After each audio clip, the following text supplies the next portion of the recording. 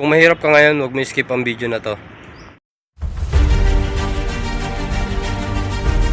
May mga tao na pinanganak na may pera. Mga tao na may pinanganak na may koneksyon. Pero may mga tao din nagsimula sa wala. Puhunan, walang tumulong, walang backup. Pero sila ang mga taong delikado sa success. Bakit? Dahil ang tao pag nasanay sa hirap, natutong magdisiplina yan. Nakakapigil sa kanya. Kailangan maging mayaman para magsimula. Kailangan mo lang consistent at paniniwala sa sarili mo. Nagsisimula ka pa lang sa wala, zero balance. Is lang yan. Tanda mo, ipahuli ang lahat. Nagsisimula ka pa lang.